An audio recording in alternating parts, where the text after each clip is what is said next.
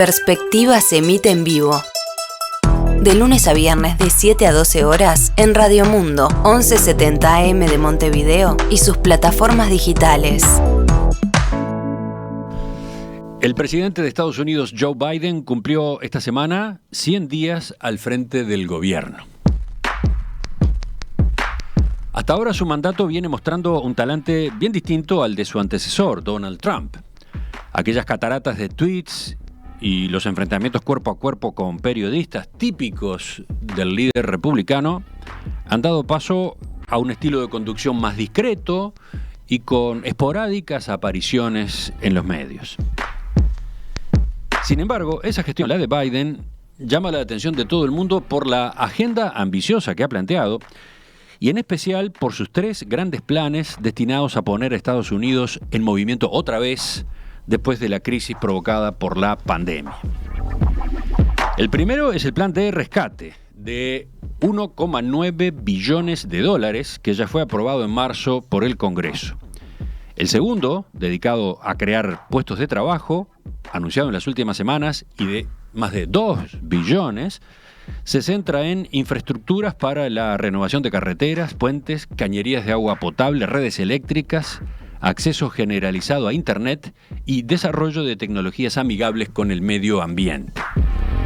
Y el tercero, lanzado en estos días, es el llamado Plan de las Familias Estadounidenses, de 1,8 billones de dólares, que refuerza la educación infantil, el cuidado de los niños, los colegios y las universidades.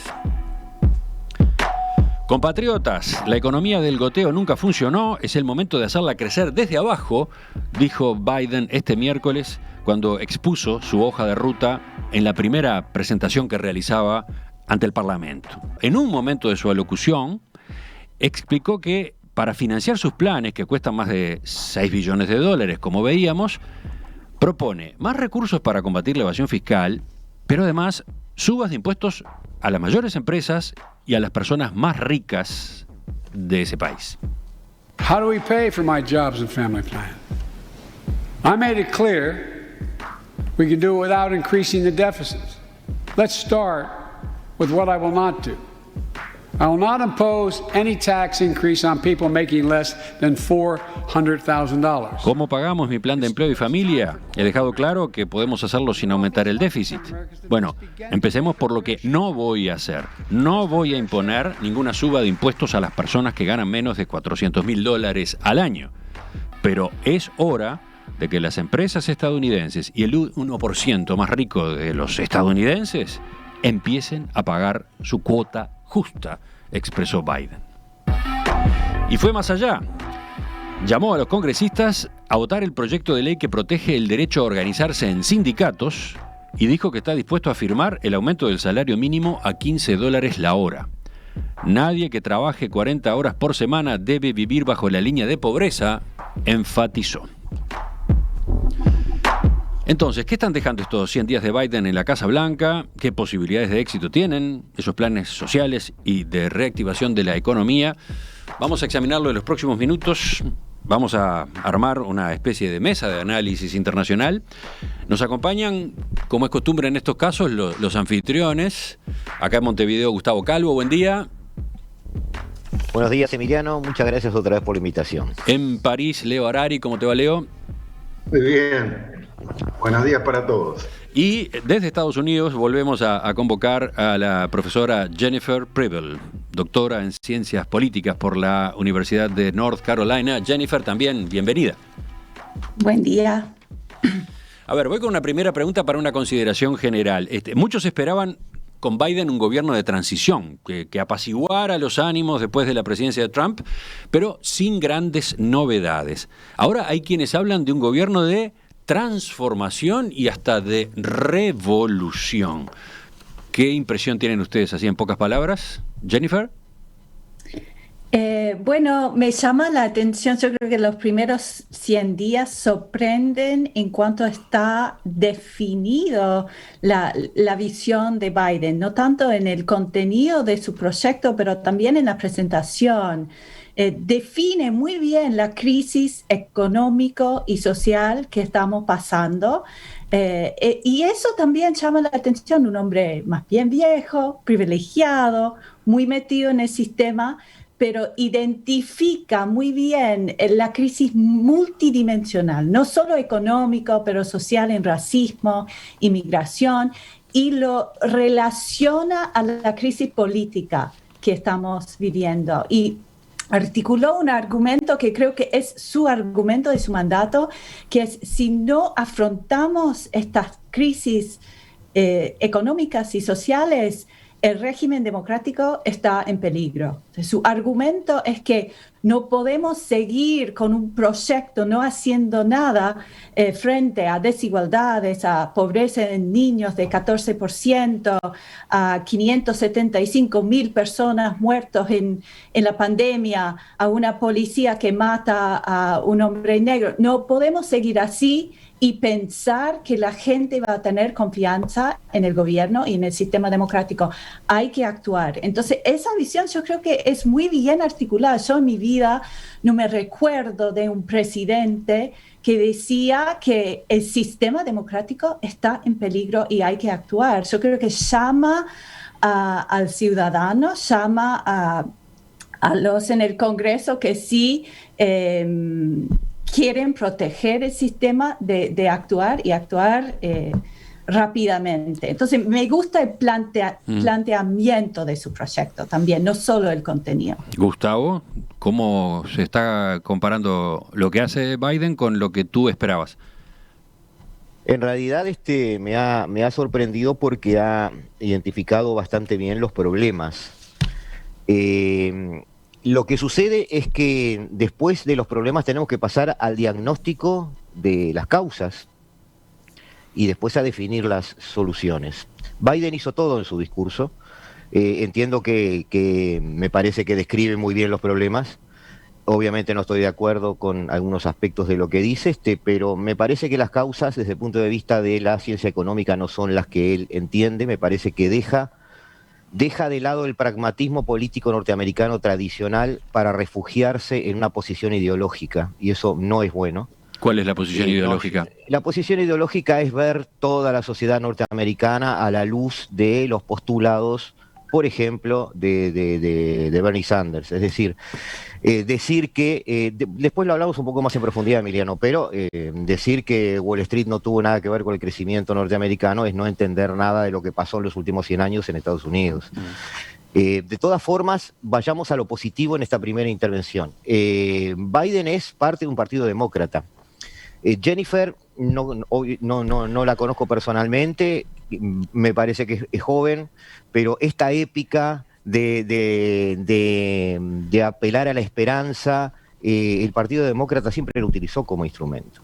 El Partido Demócrata es el gran constructor de relatos, el gran motivador generacional, sobre todo en las variantes más jóvenes de la sociedad norteamericana. La Alianza para el Progreso, de toda la actitud de Kennedy y su transformación en un líder político cuasi juvenil en su momento, aunque venía de una familia que representaba otras cosas, fue muy paradigmático. Biden es un poco más de lo mismo, es decir, apuesta a un nuevo relato, apuesta a un nuevo levantarse en base a la esperanza, a la fe y al estado de ánimo de la sociedad. Eso me parece positivo porque en Estados Unidos eso siempre dio resultado. Otro tema, otra historia es por qué están allí y cuál es la forma de salir. Sí, ya iremos avanzando en esto, pero es curioso, puede pensarse que logra con el relato, con el planteo que formula, por un lado, atender, como decías, a posiciones de Bernie Sanders, ¿no? Y por otro, congraciarse, acercarse a una parte del electorado estadounidense que apoyó en su momento a Trump, ¿no? Pero vamos a volver sobre eso. Leo, ¿tus impresiones? Bueno, yo creo que hizo muy bien el trabajo. Primero porque está hablándole ya a una base social que es más amplia que lo que los votaron, porque ha tocado temas, como tú decías recién, Emiliano, que también pueden sonar bien a gente republicana. pero lo más importante es que implica una ruptura. Es una ruptura con los modelos que se vienen aplicando desde la era Reagan. Lo dice claramente cuando dice este asunto del trickle down, el goteo, el derrame, nunca funcionó, era una farsa. Nosotros sabíamos ya que era así y se habló incluso en esta mesa en algún momento, pero lo dice el presidente de los Estados Unidos. Eso significa... Si te parece, lo escuchamos a él mismo cuando en un momento del discurso hace esa afirmación. My fellow Americans, trickle down economics has never worked, and it's time to grow the economy from the bottom and the middle out. Sí, te dejo seguir, Leo. Me levanto y aplaudo. Ese es uno de los modelos paradigmáticos con que ha funcionado un sistema de acumulación salvaje de capital, dejando de lado la satisfacción de necesidades básicas de la sociedad, que ha creado las condiciones para una radicalización como la que hemos tenido con la anterior administración y la que va a seguir teniendo la sociedad americana hasta que se puedan curar esas heridas. A mí me parece que en ese sentido es una ruptura, porque lo dice con todas las letras.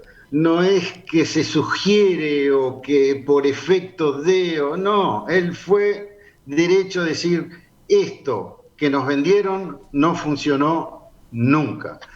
Entonces, en ese sentido me parece una ruptura, me parece también que significa una ruptura en cuanto a la manera de resolver problemas, aunque ahí no es tan espectacular como pareciera, porque esa ruptura también la han tenido que aplicar los gobiernos neoliberales, metiendo dinero, el famoso quantitative easing, que empezó ya con la crisis anterior, de tipo financiero, y que se está aplicando también en Europa y en otros países. O sea, esa no es la parte innovadora. La parte innovadora es que ha resuelto mover el eje fundamental de la dinámica económica hacia la satisfacción de necesidades esenciales, básicas de la sociedad, que va desde el salario mínimo hasta el cuidado de niños. Uh-huh.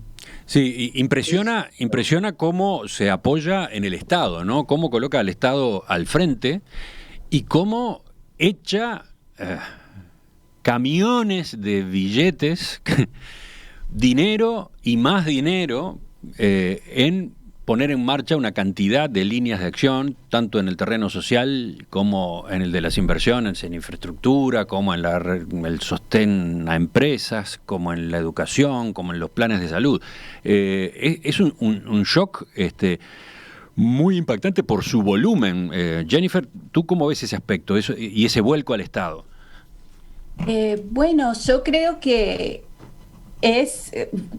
Primero, yo creo que es parte de esa visión que tiene, que hay que generar más confianza en el Estado. Si no, seguimos en esta crisis política. Yo creo que es la única respuesta que tenemos al autoritarianismo que se está aumentando en Estados Unidos, es mostrar a la gente que el gobierno es capaz de hacer algo, que el Estado es capaz de ofrecer servicio, que uno no está solo en este mundo, afrontando los problemas muy severos que los estadounidenses están afrontando.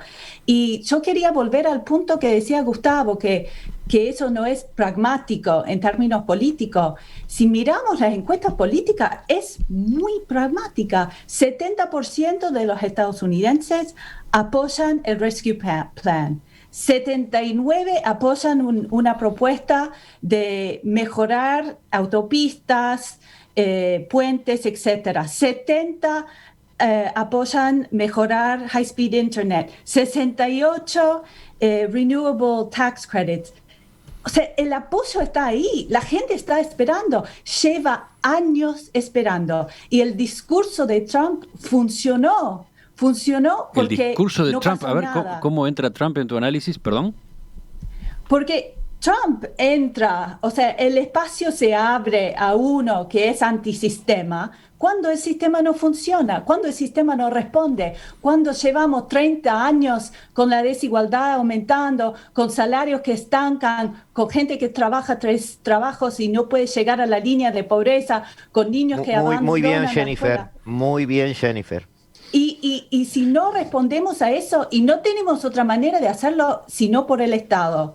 Entonces yo creo que sí, es un tremendo gasto, es una tremenda propuesta, pero llegamos a tal punto que yo creo que Biden y muchos del Partido Democrático lo ven como la última opción. Y también es necesario reconstruir el partido, articularse con esas nuevas bases que decía Leo, que se sienten que nunca fueron escuchados por ningún de los dos partidos. Es un momento histórico, yo creo, saliendo de esta crisis, y yo creo que, no sé, ahora, como decía Gustavo, pasar de la propuesta al hecho es otra cosa completamente, pero no dudamos que el discurso importa mucho, plantear un plan, plantear una visión, asociar una visión con el Partido Democrático y decir a los republicanos, ahora pónganse de apuesto en bajar la pobreza infantil, pónganse de apuesto a esas políticas muy populares con los estadounidenses.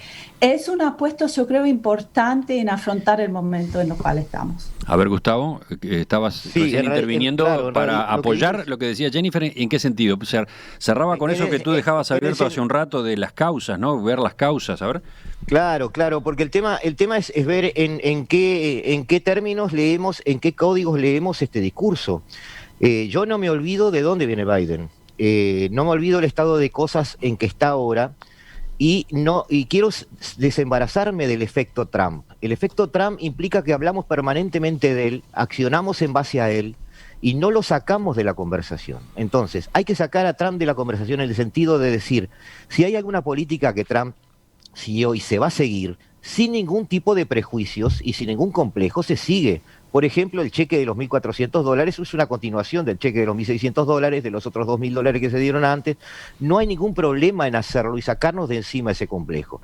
Ahora, Biden va a hacer, parafraseando ahora a Jennifer, obviamente es necesario el puente, la infraestructura, la carretera y todo lo que pretende Biden que haga el Estado. Incluso ha dado raíz a muchos memes y muchas bromas porque todo el mundo está esperando un sanitario que le cambie la plomería ahora en su casa.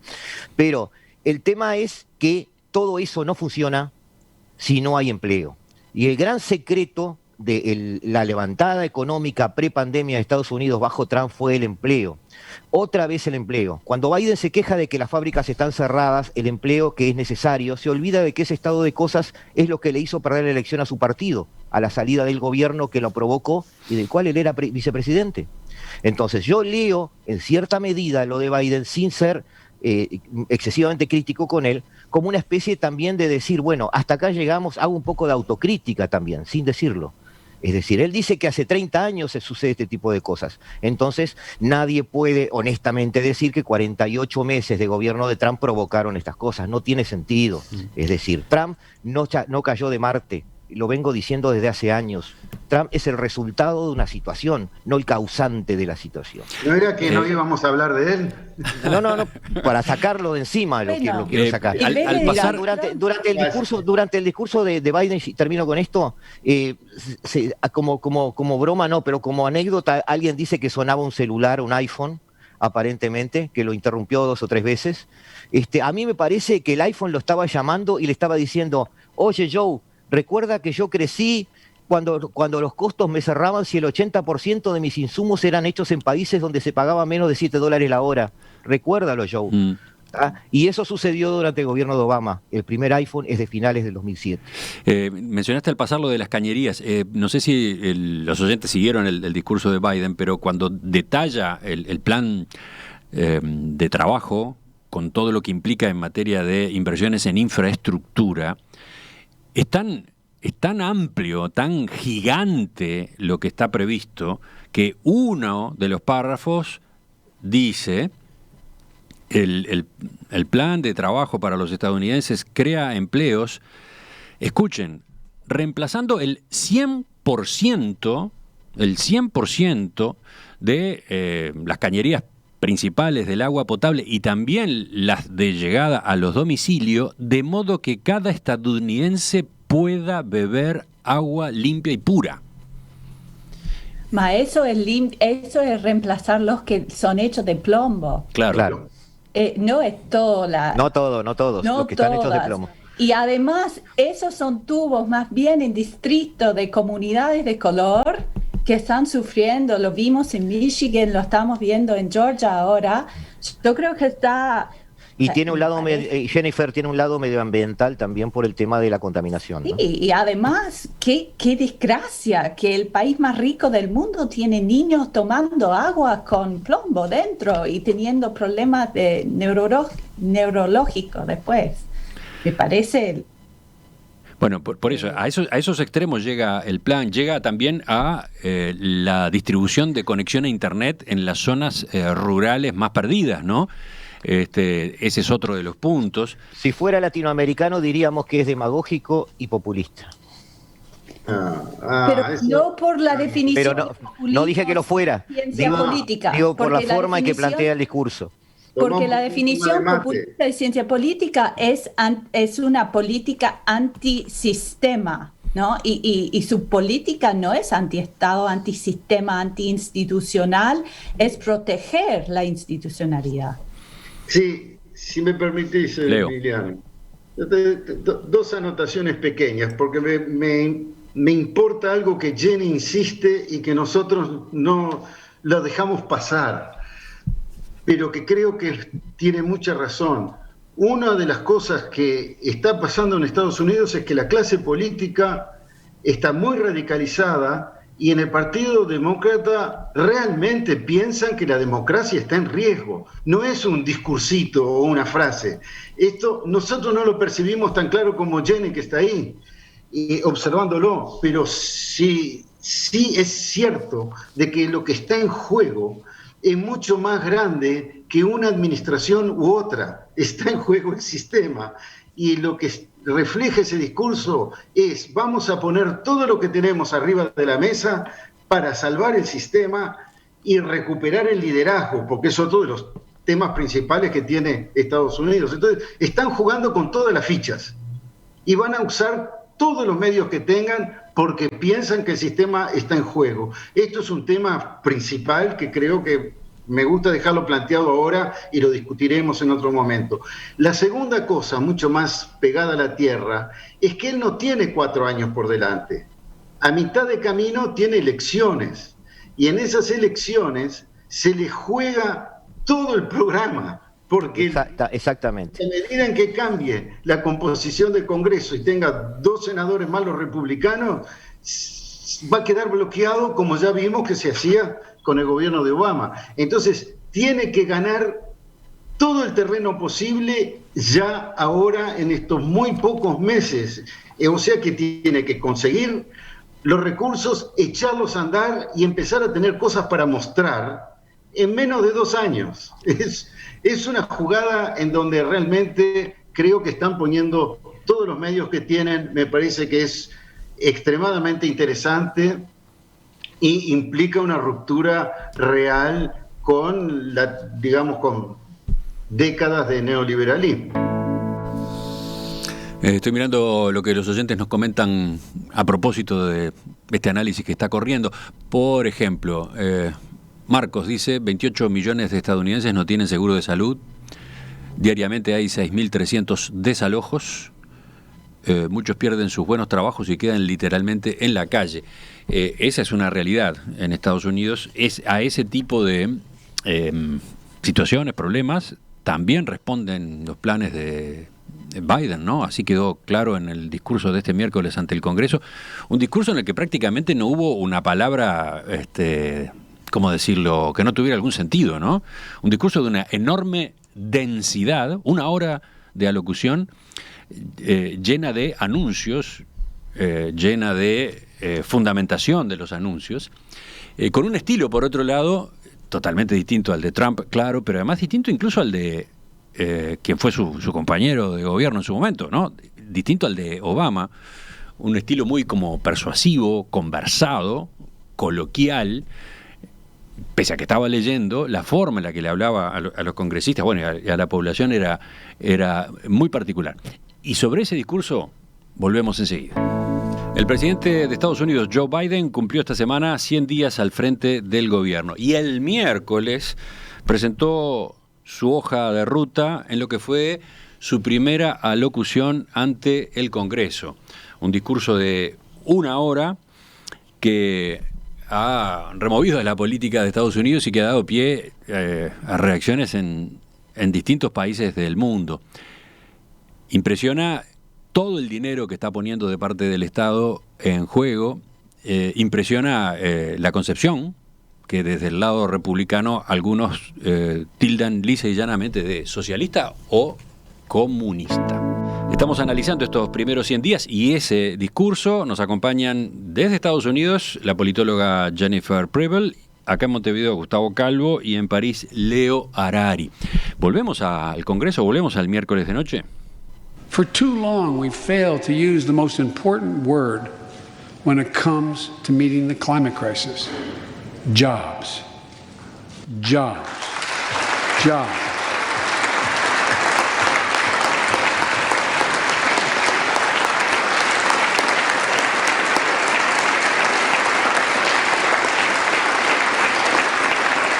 For me, when I think climate change, I think jobs. American Jobs Plan will put Dice Biden, por demasiado tiempo fallamos a la hora de utilizar la palabra más importante que llega cuando nos enfrentamos al cambio climático, a la crisis del cambio climático. Puestos de trabajo, empleos. Cuando yo pienso en cambio climático, pienso en puestos de trabajo. Y entonces después sigue señalando que el plan que él ha preparado, este plan de empleo, va a colocar ingenieros y obreros de la construcción a trabajar construyendo edificios y casas más eficientes desde el punto de vista energético. Trabajadores de la electricidad instalarán 500.000 estaciones de carga a lo largo de nuestras carreteras, de modo que podamos tener nuestro propio mercado de vehículos eléctricos. Y sigue, ¿no? Y después agrega, piensen en esto, no hay ninguna razón por la cual las aspas de los aerogeneradores no pueden ser construidos en Pittsburgh en lugar de Beijing. No hay ninguna razón, no hay ninguna razón. Así que, sigue diciendo, no hay ninguna razón por la cual estadounidenses, trabajadores estadounidenses, no puedan liderar el mundo de la producción de vehículos eléctricos y de baterías. No hay ninguna razón, tenemos la capacidad. Y luego dice, el plan de empleo de Estados Unidos va a crear millones de buenos puestos de trabajo, bien pagos puestos de trabajo. Todas las inversiones que habrá que hacer en este plan de empleo estarán guiadas por un principio. Buy American, compre estadounidense, compre producción estadounidense. Me impresiona este pasaje del discurso porque toma el cambio climático al que Trump no se plegó, digamos, a las políticas para enfrentar y combatir el cambio climático. Trump no se plegó, toma ese terreno para ofrecer cantidad de puestos de trabajo, miles de puestos de trabajo, y con una premisa sí muy trumpeana, ¿no? La de la producción local, ¿no? ¿Qué decís de eso, Jennifer? Bueno, yo creo que hay dos cosas. Primero, hay que pensar en cómo lo plantea el tema de políticas en contra del cambio climático el Partido Republicano, porque él retóricamente están ya respondiendo a eso. Ellos lo plantean como un desastre que va a matar el empleo, va a costar a Estados Unidos mucho dinero y mucho trabajo. Entonces ya está como respondiendo a eso. Pero yo creo que también está jugando un poco con el hecho que es el Partido Republicano que cambió su posición frente a la globalización. El Partido Demócrata siempre lo aceptó, lo avanzó, pero fue más crítica históricamente que el Partido Republicano, y con Trump el Partido Republicano gira y ahora es el partido proteccionista, pro trabajador, y entonces Biden plantea, bueno, entonces, ¿por qué no apoyan este plan? ¿No? Yo estoy planteando el plan de infraestructura, el plan de trabajo. Si ustedes están con esa idea de defender a Estados Unidos y los trabajadores en contra de China, vengan conmigo. Y yo creo que retóricamente en su discurso uso el nosotros mucho, ¿no? Dijo, nosotros pasamos el Rescue Plan, que no es verdad, pasó solo con el apoyo del Partido Demócrata, pero lo planteó como un proyecto que hicieron juntos. Mira lo que hicimos, nosotros hicimos eso. Y yo creo que está tratando de convencer de su manera o demostrar la inhabilidad del Partido Republicano de apoyar en cualquier cosa, en cosas que dicen que apoyan, pero después cuando viene de un demócrata, no. Entonces demuestra la hipocresía también en eso, en tratar quizás a convencer a Manchin, a otros demócratas más conservadores de sumarse a este proyecto. Gustavo, te escucho a ti ahora. Sí, no hay que olvidar, Emiliano, que este es un discurso, es una propuesta. No sabemos si esto va a ser realidad. Y si es realidad, tampoco sabemos si se va a solucionar los problemas. Y si soluciona los problemas de corto plazo, tampoco sabemos si va a solucionar los problemas de fondo. Pero vamos, obviamente, somos optimistas y todos deseamos que sí, Estados Unidos es un gran país y esperamos que esto sea para bien. Pero, de hecho, Biden dice, no se puede, Emiliano, forzar las leyes de la economía. Es decir, la razón por que las aspas se hacen en Beijing es porque pagan $4.50 la hora. O sea, eso no lo va a cambiar Biden, ni lo cambió Trump, ni lo puede cambiar nadie. Entonces, de alguna manera, hay que bajar a tierra todo esto. Cuando hablamos de que va a haber un montón de empleos derivados de industrias basadas en el respeto a lo medioambiental, ya se ha demostrado, y por eso la ciencia está acelerándose, de que todo ese intelecto industrial, esa preocupación por el cambio climático, implica industrias carísimas. Por eso no se ha abandonado el petróleo, no se ha abandonado un montón de energías que no son renovables, porque todavía no se ha llegado a un punto de equilibrio en el cual eso pueda ser posible. De todas formas, supongamos que Biden tiene razón y que con un gran empuje emocional logra que el país desarrolle tecnología y se dedique a eso. ¿El gobierno va a poner todos esos puestos de trabajo? ¿Habrá oficinas gubernamentales que se encarguen de crear nuevas tuberías que no son de plomo? No, se supone que todo eso lo va a hacer el ámbito privado, lo va a hacer el mercado. Pero la ciencia económica es una ciencia social y como tal es una ciencia de incentivos. Entonces, ese mercado va a resolver todo esto que dice Biden en un momento en que le suben impuestos, en que lo castigan y los ponen como el malo de la película. Es decir, hay muchas cosas que Biden tiene que resolver para llevar esto a la realidad. Biden está hablando entre líneas y no mencionó esa frase, pero nosotros que somos latinoamericanos, que tenemos un relacionamiento con Europa, ya vimos esta película. Es decir, esa construcción de un estado de bienestar que se encarga de todo y después sus gastos son ilevantables. A propósito, como está pasando Europa. Ya que mencionaste América Latina, ni una línea sobre América Latina, ¿no? No. O sea, quiero explicar algo para los que, si hay estudiantes acá de Relaciones Internacionales, y Jennifer lo sabe, cuando Estados Unidos hace una distinción, o incluso Samuel Huntington en su libro Choque de Civilizaciones hace una distinción entre la civilización occidental y otras, la civilización occidental no está incluida América Latina. Tenemos que ser realistas. Lo noto al pasar porque estamos hablando de otra cosa, pero lo cierto es que en el radar norteamericano, Occidente es Europa, Estados Unidos y los países WASP. No, lo digo porque tuvimos hace pocos días acá la visita de dos altos funcionarios de la administración Biden, ¿no? Pero en el discurso ante el Congreso el miércoles, América Latina no existió, salvo los países más cercanos a Estados Unidos por el problema migratorio, digamos, ¿no?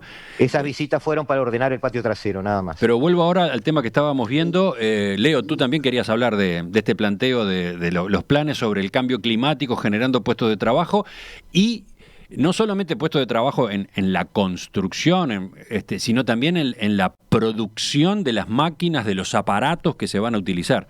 ¿Qué decías?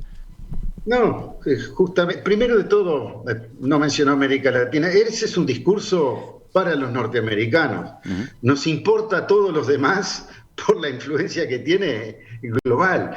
Pero él estaba haciendo, yo creo que Jenny hizo impecable análisis, en el sentido que está contestando uno por uno las críticas que ya le han hecho los republicanos y está intentando seducir los bordes de la opinión pública, porque no se olviden que en la campaña electoral su promesa principal es "We're going to heal", vamos a curar de las heridas a la sociedad americana. Entonces él está dándole un poquito de algo a todos. Y una de las cosas que le es más fácil a él, de menor costo, es agregar un poco de lenguaje patriótico, que es una de las cosas que movilizan las bases más radicalizadas, pero que puede ser un elemento de aglutinamiento. Todo el mundo es patriota, digamos. Entonces, es en ese sentido que está hablando. Él está hablando a we the people, y we the people es el people americano. Uh-huh. Es un discurso norteamericano. A nivel internacional es otra historia, porque es otro frente de batalla, sí, en donde tiene que recuperar el liderazgo, recuperar espacios que han sido conquistados por países asiáticos, etc. Yo creo que es un discurso envidiable en cuanto a la prolijidad con que se plantearon las cosas, tratando de cubrir lo más posible y de tener el mayor apoyo posible, porque van a tener que convencer uno por uno a muchos legisladores cuyos votos son decisivos, porque las cuentas son muy tensas, digamos, tiene 50 contra 50 en el Senado, y tiene algunos demócratas que tiran por otro lado, pero la única lectura posible es pensado que eso estaba pensado para adentro, y es también la plataforma para los próximos 22 meses hasta que sean las elecciones legislativas, luego de lo cual va a haber un cambio importante, que va a ser un ajuste total de las cosas que ha logrado y las cosas que no ha logrado, y un ajuste del discurso para tratar de salvar el próximo ciclo, porque eso es otra cosa propia de estas democracias de alta rotatividad. Bueno, en su alocución, cuando hablaba de esto de Buy American, de que los productos para toda esta transformación que piensa encarar se van a construir en Estados Unidos y no en China, por ejemplo, él puntualizó: y esto no viola ningún acuerdo de comercio. Primera afirmación que quiero dejar marcada allí. Después me llamó la atención también cómo tomó como referencia para este embate nacionalista, digamos, a China y a Rusia, ¿no? Cómo más de una vez habló de los gobiernos y los estados autócratas, y dijo que en esos países no creen que una democracia pueda salir adelante, pueda avanzar, pueda desarrollarse, porque perdemos mucho tiempo en discusiones y en enfrentamientos. Tenemos que demostrarles que una democracia sí puede, ¿no? ¿Qué decís tú a propósito de esa comparación, Jennifer, de ese mostrar, por ejemplo, a China, a Rusia en otro lugar, ¿no? Yo iba a decir eso, que no hubo mención de América Latina, pero la única mención en cuanto a relaciones internacionales realmente fue en destacar regímenes autocráticos, ¿no? Y hacer esa comparación. Y yo creo que ahí está su argumento. Y quiero insistir, estamos en Estados Unidos en un momento cuando hay 55 leyes en 24 estados de Estados Unidos para limitar el voto, que están tramitando congresos estatales en Estados Unidos, 29 que ya fueron aprobados por una de las dos cámaras. ¿Cómo es eso? Perdón, ¿podrías explicarlo un poquito mejor? Que ahora al nivel estatal en Estados Unidos hay muchos estados estados republicanos más bien, que están tratando de poner limitaciones al voto, achicar el periodo del voto temprano, hacerlo más difícil votar por correo, decir que hay que presentar carta de identidad, que no es una cosa nacional en Estados Unidos, etcétera, etcétera. Pero limitar el derecho de voto.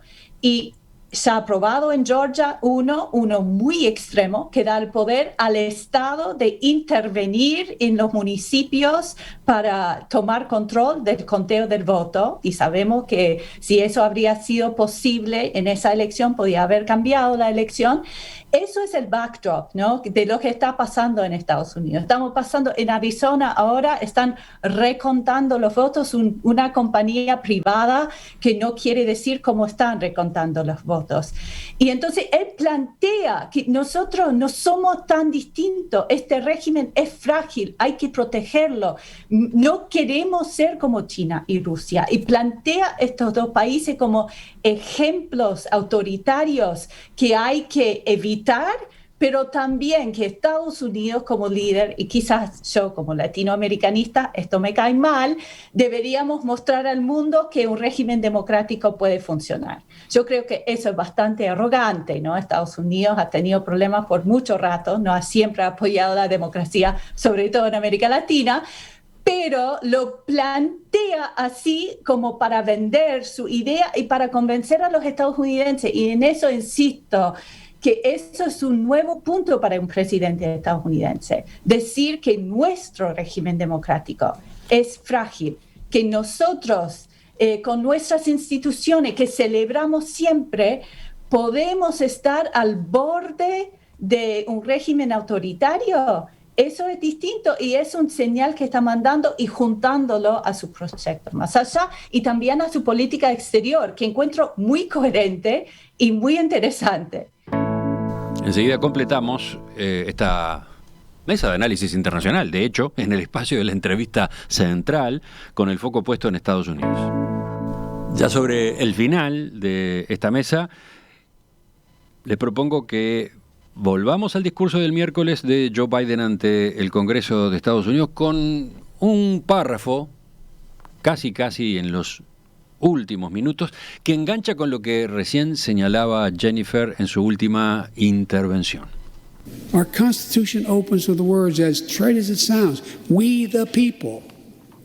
Well, it's time to remember that we the people are the government, you and I, not some force in a distant capital, not some powerful force that we have no control over. It's us. It's we the people. In another era, when our democracy was tested, Franklin Decía Roosevelt Biden, nuestra constitución se abre con esas palabras, nosotros el pueblo. Bueno, es el momento de recordar que nosotros el pueblo somos el gobierno, ustedes y yo, no una fuerza en algún lugar distante, en alguna capital distante, no alguna fuerza poderosa sobre la cual no tenemos control, no, somos nosotros, es nosotros el pueblo. Gustavo, ¿cómo te sonó esta parte? Es parte del efecto que se le pretende dar al discurso en cuanto a la cohesión social que quiere lograr Biden, ¿no? Es un discurso. La idea es qué efectos tiene ese discurso sobre la realidad. De alguna manera, hay gente que no está pensando igual que Biden y lo está escuchando, hay gente que sí. Hay gente que no está pensando igual que Biden porque está ideológicamente alienado, pero también hay gente que no está pensando igual que Biden porque tiene razones para no pensar, porque tiene una peripecia vital donde perdió el empleo y le pasó una serie de cosas. Entonces Biden tiene un gran desafío. Este discurso en general es un discurso muy ambicioso, tú lo habías dicho, pero el tema es, en las elecciones de medio tiempo y fuera de las elecciones de medio tiempo, es si este es el camino hacia la solución de fondo. Estoy de acuerdo en que sí es muy interesante y muy importante y muy positivo el gran impulso de ayuda que se está dando y va a solucionar muchos problemas a corto plazo en la sociedad norteamericana en los próximos meses. Eso es cierto. El tema es más allá.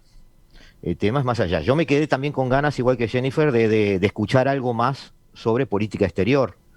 no hubo casi nada sobre eso. Pero el tema, yo ato un poco lo que decía Leo con lo que decía Jennifer, es decir, los demócratas ven que el sistema democrático intra-Estados Unidos está en peligro. En realidad eso es parte de un todo. La idea democrática en el mundo está en peligro. El mundo al cual vuelve Biden, hay un analista norteamericano en el New York Times que decía, el peligro no es que Biden se parezca a Trump, el peligro es que Biden se parezca demasiado a Obama. ¿Por qué? Porque Biden está volviendo a un lugar, y lo he dicho varias veces, que no es el mismo lugar de donde salió cuando terminó la presidencia de Obama. Hoy se sienta frente a una potencia en Alaska, y el canciller de esa potencia le dice a los ojos a su canciller, Estados Unidos no representa al mundo. Esa potencia es China, ¿no? Es China. Entonces, de alguna manera, esa potencia que es China no entra en estas disquisiciones, como bien dijo Jennifer. En 1976, cuando murió el dúo Mao-Zhu Enlai, Deng Xiaoping animó una nueva constitución donde expresamente se dice que China no acepta y no adopta el régimen democrático, no lo considera apropiado para su desarrollo como nación. Entonces, China no entra en esas discusiones o disquisiciones. Bueno, ha habido repercusiones por ese lado, ¿no? Biden dijo en su discurso, los autócratas piensan que las democracias no pueden competir. Ayer le preguntaron al portavoz del Ministerio de Relaciones Exteriores chino, Wang Wenbin, y él respondió, obligar a otros países a aceptar el propio sistema democrático solo creará divisiones, intensificará la tensión y socavará la estabilidad. Y ahora, si me das 10 segundos más, Emiliano, voy al fondo de la cuestión. China hoy está en el candelero y uno de los instrumentos que todo el mundo ve que China utiliza es lo que se llama el poder blando. Ese poder de relato, ese poder de avance cultural, fue lo que hizo grande a Estados Unidos durante décadas. Biden, y en particular el Partido Demócrata, como yo dije al principio de esta nota, es un gran constructor de relatos.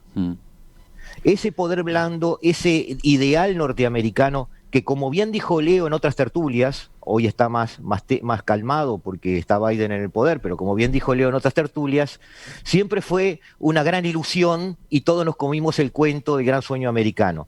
Pero eso tenía un sentido, tenía el sentido de darle identidad a una nación y además tenía el sentido de hacerlo un líder aceptable por el resto del mundo. Entonces, Biden tiene la oportunidad de volver a ese relato, aunque suene anticuado, de volver a ese ideal, aunque suene anticuado, porque enfrente tiene a alguien que no puede competirle en ese terreno, porque explícitamente, hace más de 50 años, dijo que no quería ser demócrata, como es China. Entonces, hizo otras hay una buena oportunidad a nivel global incluso. Hizo otras comparaciones Biden, ¿no? Que quizás tengan hasta que ver con eso de la diplomacia, como decías, de China, ¿no? El soft power. Él admitió, por ejemplo, el retraso que tiene Estados Unidos en investigación y desarrollo, ¿no? Dio los porcentajes del producto que se están destinando a esa actividad, prometió que se va a incrementar, porque dijo, nos hemos quedado atrás, ¿no? Nos estamos rezagando. ¿Quién sigue? ¿Leo con ese tema o Jennifer misma? Hay algunos... Está muy interesante esto, pero efectivamente profundizarlo llevaría un rato largo. Lo que me parece, yo tengo un matiz ahí con lo que se dijo. Cuando él habla del peligro de la democracia, está hablando del peligro real que está viviendo Estados Unidos.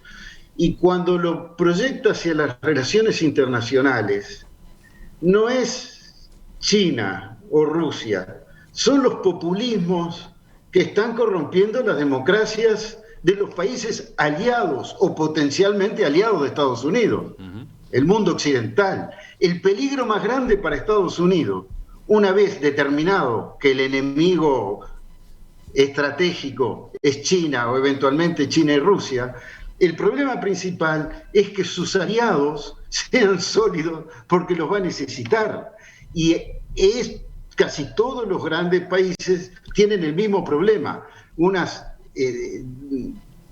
proteccionismo, racismo, populismo baratos, acumulación absolutamente incontrolable de capital en pocas manos, sobornos y corrupción, etc.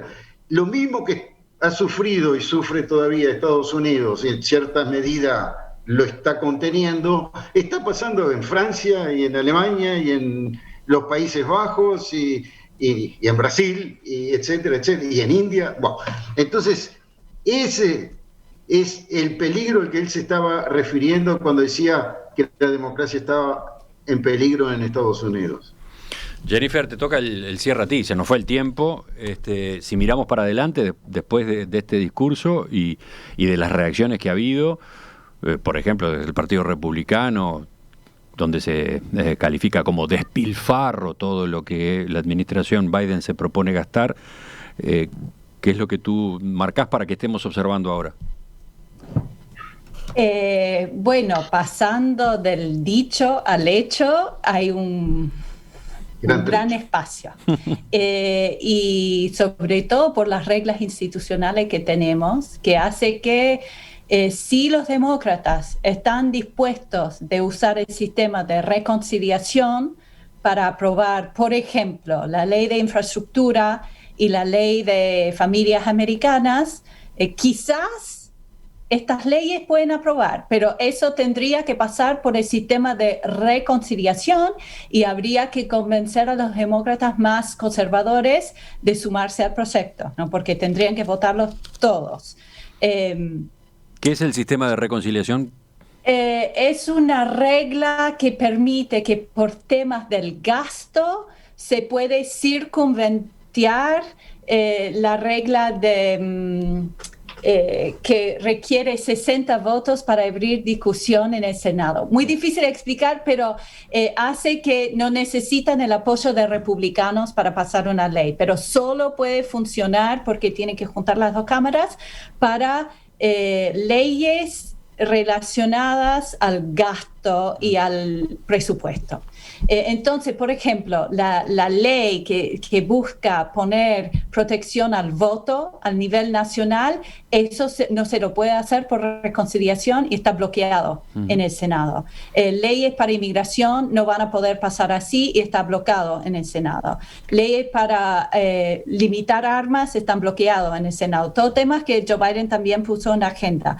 Entonces, yo creo que las instituciones, la configuración del Senado no va a ser fácil aprobar estos proyectos, pero lo que sí yo creo que es importante mostrar que un partido del sistema está tratando, ¿no? Yo creo que un error de Obama fue que siempre ha resistido por los republicanos y siempre decía, tratamos de nuevo, encontramos un acuerdo, en vez de decir, mira, yo estoy tratando de hacer eso y los republicanos se oponen a todo costo y además no tienen propuesta, porque se oponen sin una propuesta de otra posibilidad.